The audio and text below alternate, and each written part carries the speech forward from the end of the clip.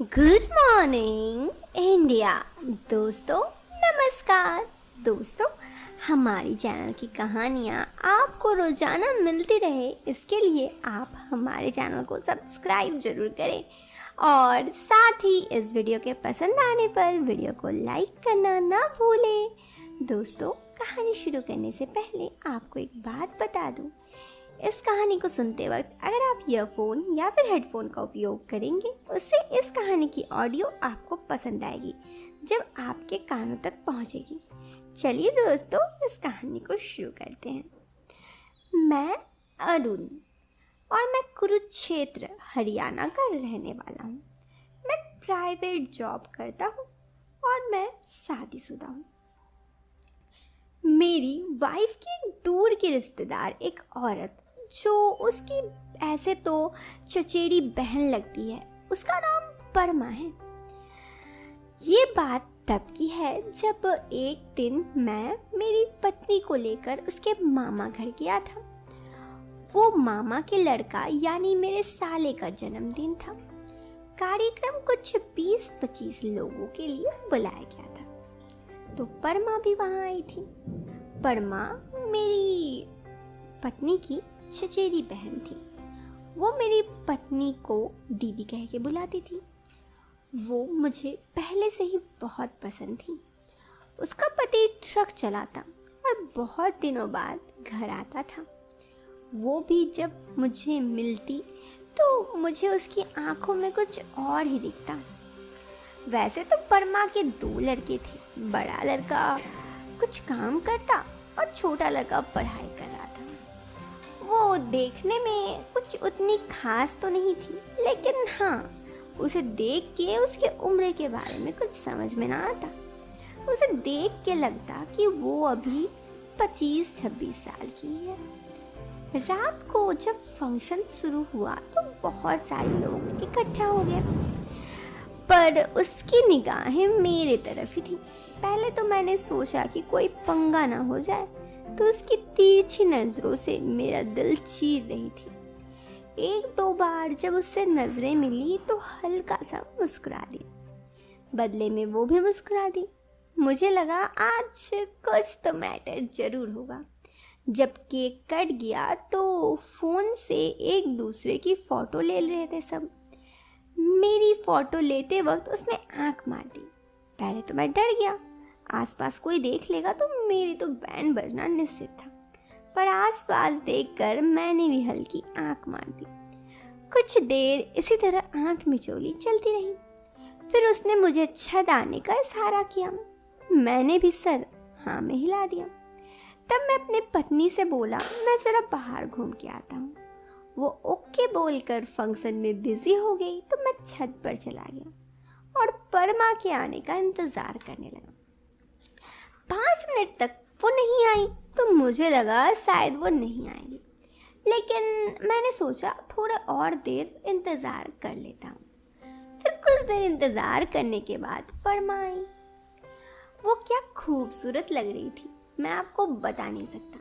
वैसे मेरी पत्नी का मामा घर की छत आसपास की छतों से ऊंची थी, इसीलिए कोई वहाँ देख नहीं सकता था। आते ही उसने मुझे बोला कि अमन एक बात बताऊं। मैंने कहा हाँ बोलो, आखिर तुमने क्यों बुलाया? वैसे मैं थोड़ा अनजान बन रहा था, तो उसने मुझे कहा तुम मुझे बहुत पसंद हो। मैंने कहा क्या, ये क्या बोल रहे हो? तो उसने कहा हाँ, वैसे भी मेरे पति रहते तो नहीं हैं, वो महीने में 1 बार आते हैं।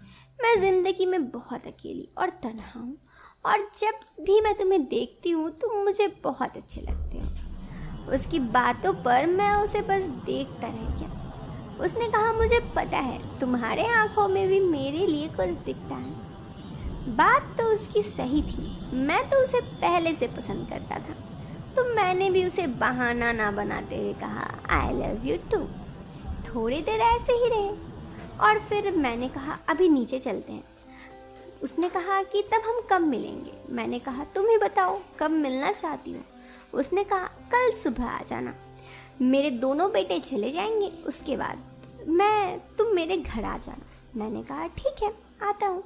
फिर पहले वो नीचे गई, उसके 5 मिनट बाद मैं भी आ गया। किसी को पता नहीं चला कि ऊपर छत में मैं और परमा दोनों गए थे। दूसरे दिन मेरी पत्नी से मैंने कह दिया कि मुझे ऑफिस का कुछ काम है और जल्दी ऑफिस जाना है, मैं उधर से ही ऑफिस के लिए निकल जाऊंगा। मेरी वाइफ ने पूछा लंच का क्या करोगे, इतना जल्दी तो मैं भी नहीं जा पाऊंगी। मैंने कहा तुम टेंशन मत लो, मैं कैंटीन में खा लूंगा। उसने ओके कहा तो मैं तैयार हो गया। आज तैयार कुछ विशेष था। मेरी पत्नी भी मुझे टोक दी कि क्या बात है, आज बड़े तैयार होके जा रहे हो, मैंने आज तक तो तुम्हें ऑफिस इतना ज़्यादा तैयार होके जाते हुए कभी नहीं देखा। तो मैंने उसे कह दिया कि अरे मैंने कहा ना, ऑफिस में एक मीटिंग है और इस मीटिंग में अच्छे से प्रेजेंटेशन देना है। अगर प्रेजेंटेशन सही रहा तो डील काफ़ी अच्छी होगी और काफ़ी बड़ी डील है। इसी वजह से मेरी पत्नी ने कहा ओके। थोड़ी बहुत उसे शक थी, लेकिन मेरे बातों से उसकी शक दूर हो गई। उसके बाद मैं गाड़ी निकाला और वहाँ से पहले मैंने अपने पत्नी को अपना घर छोड़ा और वहाँ से ऑफिस का बैग लिया, क्योंकि अगर ऑफिस का बैग नहीं लेके जाता तो मेरी पत्नी को और डाउट होता। मेरी पत्नी थोड़ी शक्की किस्म की थी, तो इसी वजह से मैंने बैग ले लिया। उसके बाद मैं तैयार होकर फिर वहाँ से निकल गया। अब वहाँ से परमा का घर करीब 45 मिनट का रास्ता में था। मैं वैसे तो उसका घर कभी गया नहीं था, लेकिन मुझे रास्ता पता था। बीच बीच में मैं परमा को फ़ोन कर रहा था, वो भी बड़ी बेसब्री से मेरा इंतज़ार कर रही थी, जैसे कि पता नहीं कब से ये अधूरी मुलाकात बाकी हो। आज मुझे भी कुछ अजीब लग रहा था, लेकिन कहते हैं ना, जब आपको जल्दबाजी होनी हो तभी लेट होती है। कुछ ऐसा ही हुआ। अभी रास्ता निकले हुए करीब 15 मिनट ही हुए थे और बारिश होने लगी। अब बारिश में भीग के बाइक तो चला ना सकता। बहुत देर तक बारिश होती रही। मैं बारिश में फंसा रहा और उधर परमा भी मेरा इंतज़ार करने लगी। मैं परमा को कहता कि बस बारिश छूटने दो फिर आता हूँ, तो इधर ये भी देखता कि अगर जल्दी ना पहुँचूँ तो वहाँ से जल्दी निकल भी ना पाऊँगा और ऑफिस से मुझे छुट्टी ना मिलेगी। ये तो मुझे पता थी। करीब 2 घंटे तक इसी तरह जब मूसलाधार बारिश हुई तो मैं समझ गया कि ये बारिश भी यही चाहती है कि मैं परमा से ना मिलूं। मैंने परमा से कह दिया कि अब आज तो मुलाकात नहीं होनी है। फिर करीब उसके आधे पौने घंटे बाद बारिश छुटी तो मैं ऑफिस की तरफ निकल गया।